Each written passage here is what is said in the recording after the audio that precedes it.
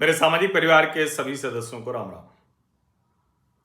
अब अभी खबर का, नैरेटिव का, अफवाह का दौर है और उसमें एक अफवाह उड़ी कि पाकिस्तान आतंकवादियों का पनाहगाह जो मुल्क है वो मध्यस्थता करने जा रहा है ईरान और अमेरिका के बीच। अब ईरान और अमेरिका क्या, ईरान इजराइल अमेरिका होगा। लेकिन ये खबर आई और उस वक्त मैंने ये कहा कि अगर यह सच है तो ये भारत के लिए बड़ी चिंता की बात है। लेकिन मैंने कहा ना कि इस वक्त ये दौर चल रहा है अफवाहों को, झूठ को परोसकर सिर्फ किसी व्यक्ति का नहीं, देश का नैरेटिव बदलने की कोशिश करना। दुर्भाग्य क्या है हमारे साथ कि हमारे यहां नेता विपक्ष ऐसा है जो प्रधानमंत्री का पूरा भाषण भी नहीं सुनता है। राज्यसभा में वो बोले और उसके बिना सुने ही टिप्पणी कर देता है। अब ऐसे में कई बार लगता है कि राहुल गांधी ये जो पीएम के लिए कंप्रोमाइज कहते हैं, क्या राहुल गांधी खुद कंप्रोमाइज हैं क्या? ये सवाल मन में आता है, क्या राहुल गांधी कंप्रोमाइज हैं क्या? लेकिन अब पता नहीं वो कंप्रोमाइज हैं या नहीं। इस तरह के आरोप कोई भी लगा सकता है, कोई भी कह सकता है। और जैसे वो पीएम के लिए कहते रहते हैं, आधार तो कोई होता नहीं है। अब पता नहीं है कि नहीं, लेकिन हरकतें उनकी ऐसी हैं। लेकिन अब हम अभी राहुल गांधी और पूरे विपक्ष को हटा देते हैं जो एकदम से खुश हो गया था कि अरे वाह, एक मौका और मिला, प्रधानमंत्री नरेंद्र मोदी को घेरने का एक मौका और मिला। अभी तक वो क्या कह रहे थे, इजराइल क्यों गए, इजराइल की संसद नेसेट में गए, वहां सम्मानित हुए और उसके बाद इजराइल ने हमला बोल दिया 2 दिन बाद। इसका मतलब कि प्रधानमंत्री नरेंद्र मोदी को वहां नहीं जाना चाहिए था।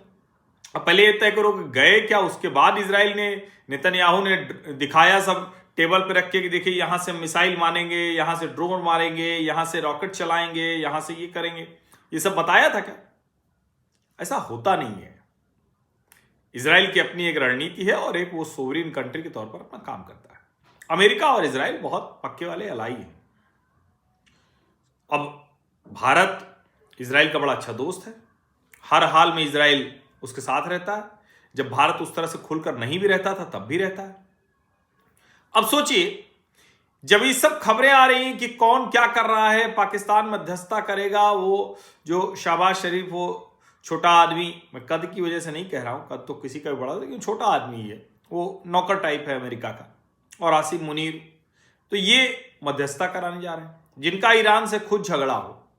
अब वो क्या सिर्फ मुस्लिम देश होने के नाते कर लेंगे? तो क्या सऊदी अरब से नहीं है क्या पाकिस्तान का? यूएई के यहां नहीं जाके बैठा रहता क्या, दरवाजे पे कुछ डॉलर दे दो, कुछ उधार दे दो, कुछ तो काम चल जाए हमारा? कतर में नहीं जाके बैठा रहता क्या? तो ये सब सोचने की बात है। भारत से इन सबके रिश्ते बड़े अच्छे हैं और शायद यही वजह है कि अमेरिकी राष्ट्रपति डोनाल्ड ट्रंप ने प्रधानमंत्री नरेंद्र मोदी को फोन किया और कहा कि पश्चिम एशिया में शांति के लिए आपको आगे आना चाहिए। अब अभी तक ट्रंप ने किसी और देश के साथ इस तरह की बातचीत नहीं की। अभी तक वो कह रहे थे कि हम ईरान के साथ बात कर रहे हैं, हमारे दरवाजे खुले हुए हैं, हमारी बातचीत हो रही। ट्रंप के आंख कान नाक एम्बेसडर सर्जियो गोर, और जब सर्जियो गोर का अपॉइंटमेंट हो रहा था तो उस वक्त मैंने कहा था, लगातार कहानी कुर्सी के में भी कहा था, अपने यूट्यूब चैनल पर भी कहा था कि देखिए ये बड़ा अच्छा है। सर्जियो गोर के आने का मतलब हुआ कि ट्रंप वो रिश्तों में जो बर्फ जम गई थी उसको पिघलाना चाह रहे थे, फिर से गर्माहट लाना चाह रहे थे, और थोड़ा सा ट्रस्ट डेफिसिट जो बढ़ गया, ट्रंप की ही हरकतों की वजह से बढ़ गया, उसको ठीक करना चाह रहे थे। अब जाहिर है कि अब जब सर्जियो गोर यहां आ गए हैं तो वो साफ साफ दिख रहा है कि उस मोर्चे पर कुछ काम होता हुआ दिख रहा है। सर्जियो गोर की ये पोस्ट आप देख ही रहे हैं। President Donald Trump just spoke with prime minister Modi, they discussed the ongoing situation in the middle east. उनके लिए मिडिल ईस्ट है, हमारे लिए वेस्ट एशिया है। Including the importance of keeping the Strait of Hormuz open। Ambassador Sergio Gor कह रहे हैं कि राष्ट्रपति डोनाल्ड ट्रंप ने प्रधानमंत्री नरेंद्र मोदी से अभी बात की। उन लोगों ने जो उनके लिए मध्य पूर्व, हमारे लिए पश्चिम एशिया, वहां पर जो स्थितियां हैं उस पर चर्चा की। साथ में होर्मुज जल डमरू मध्य को खोलने के महत्व पर भी बात की।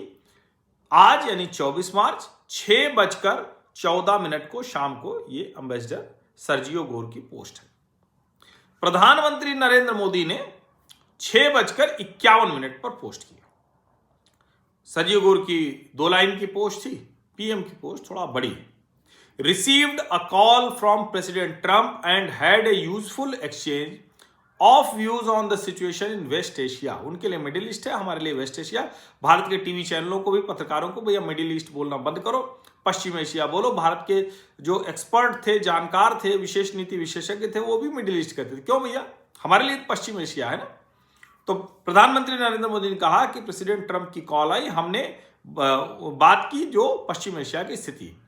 India supports D escalation and restoration of peace at the earliest. Bharat युद्ध को रोकने, पूरी तरह से पुरानी स्थिति हो, शांति हो, जल्दी से जल्दी हो, इसके पक्ष में खड़ा है। Ensuring that the Strait of Hormuz remains open, secure and accessible is essential for the whole world. Hormuz जल डमरू मध्य को खोलना पूरी दुनिया के लिए बहुत जरूरी है कि वो सुरक्षित हो, सबके लिए एक्सेसिबल हो, यानी सबके लिए आवाजाही का रास्ता खुला हो। We agreed to stay in touch regarding efforts towards peace and stability. हमारे बीच में सहमति बनी कि हम शांति और स्थिरता के लिए एक दूसरे के संपर्क में रहेंगे। इसका सीधा सा मतलब हुआ, बहुत सीधा सा मतलब हुआ कि भारत की विश्व मंचों पर भूमिका बहुत बड़ी है। तो ऐसे जैसे वो लोग कह रहे थे कि नेतन्याहू को जाके बोल दिया, हालांकि ये सब होता नहीं है, ऐसे कोई दो देश नहीं बात करते हैं, लेकिन आप चाहें तो उसी भाषा में, जिस भाषा में वो कह रहे थे, कह सकते हैं कि नेतन्याहू से लेकर ट्रंप तक सब मोदी जी से पूछ के सारा काम करते हैं, सलाह लेते रहते हैं।